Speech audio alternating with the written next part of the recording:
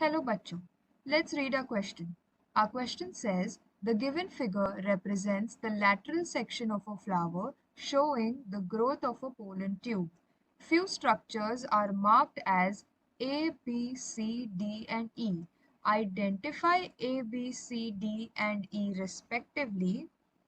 और यहाँ पे हमारे 4 ऑप्शंस दिए हैं और ये जो इमेज है इसमें से हमें A B C D and E जो है वो आइडेंटिफाई करना है। हमारा की कॉन्सेप्ट है पोलन ट्यूब। पोलन ट्यूब क्या होता है? बेसिकली पोलन ट्यूब एक ऐसा यूनिक स्ट्रक्चर है जो इन्वॉल्व होता है in sexual reproduction of flowers.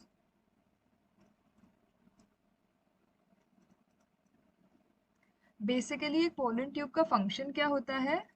वो डिलीवर करता है sperm cells to the ovary। तो ये एक ऐसा पाथवे बन जाता है for the entry of the sperm cells to reach the ovary। आगे बढ़ते हुए अब हम देखते हैं कि हमारा ए क्या है। ए हमारा ये जो मैंने रेड से मार्क किया हुआ है वो सेक्शन होता है और उसे हम कहते हैं एंटीपोडल। एंटीपोडल क्या होता है? एंटीपोडल में 3 हैप्लॉइड सेल्स होते हैं। हैप्लॉइड सेल्स यानी कि 2 सेल्स जो single set of chromosomes contain करते हैं। ओके, तो एंटीपोडल में 3 हैप्लॉइड सेल्स होते हैं और हैप्लॉइड सेल्स ये कहाँ पे होते हैं? जब हमारा एम्ब्रियो सैक मैच्योर्ड होता है तब हम ये एंटीपोडल सेल्स को ऑब्जर्व कर सकते हैं या देख सकते हैं। ओके, तो ये 3 हैप्लॉइड सेल्स जो होते हैं एक मैच्योर एम्ब्रियो सैक में उन्हें कहते हैं एंटीपोडल सेल्स। आगे बढ़ते हुए हमारा बी क्या है देखते हैं। ये स्मॉल जो 2 स्ट्रक्चर्स हमें दिख रहे हैं वो होता है बी। अब हमारा बी क्या है? हमारा बी है polar nuclei. Okay, polar nuclei basically क्या होता है? पोलर न्यूक्लियाई होता है 2 न्यूक्लियाई जो माइग्रेट करते हैं to the centre of the ovule. और ये बेसिकली क्या करते हैं?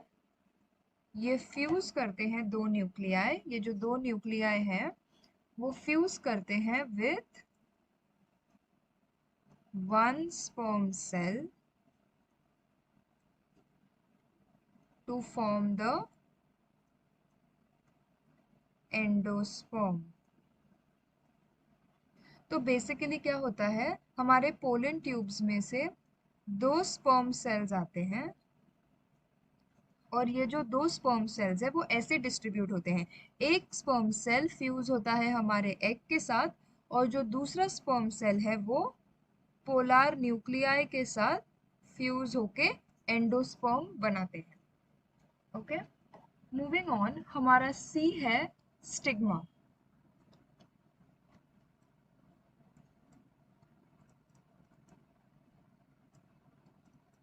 ओके, स्टिग्मा होता है हमारा टिप ऑफ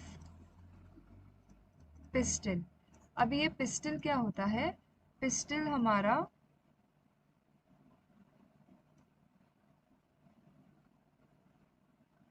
ये एंटायर स्ट्रक्चर होता है जहाँ पे ये वाला पार्ट हमारा होता है स्टिग्मा और ये वाला पार्ट होता है हमारा ओव्यूल। स्टिग्मा बेसिकली इसका फंक्शन क्या होता है? वो रिसीव करता है पोलन ग्रेन्स को। ओके, और इनिशिएट करता है फर्टिलाइजेशन। ओके, अब हम देखते हैं कि हमारा डी क्या है। डी हमारा ये वाला सेक्शन होता है, इसे हम कहते हैं स्टाइल।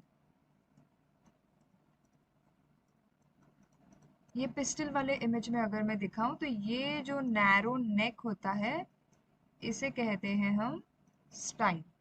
ओके, स्टाइल बेसिकली होता क्या है, स्टॉक ऑफ द पिस्टल होता है। ओके, और वो क्या करता है, सपोर्ट करता है स्टिग्मा को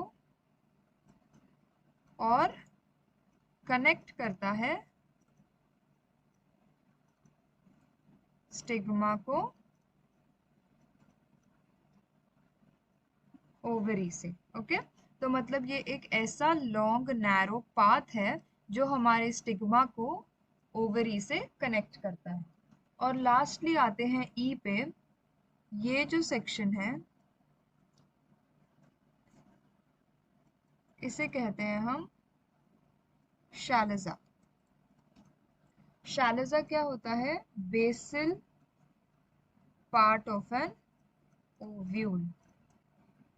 ये जो हमारा एंटायर ओव्यूल सेक्शन है उसमें ये पार्ट होता है बेसल पार्ट और ये जो पार्ट होता है वो होता है फ्रंट पार्ट। ओके, तो इसीलिए शैलजा हमारा basal part of the ovule होता है। और ये इसका बेसिक फंक्शन क्या है, ये न्यूट्रिएंट्स को फ्रॉम द प्लांट्स, न्यूट्रिएंट्स जो प्लांट्स से मिलता है उसे ट्रांसपोर्ट करता है to the ovules through the chalaza. मतलब शैलजा से होके ही न्यूट्रिएंट्स जो है वो ओव्यूल तक पहुंचते हैं। तो इसी तरह से अगर हम देखेंगे, हमारा ए है एंटीपोडल सेल्स, बी है पोलार न्यूक्लियाई, सी है स्टिग्मा, डी है स्टाइल और ई है शैलजा। इसीलिए हमारा राइट आंसर है option A. Hope you understood it well. Best of luck.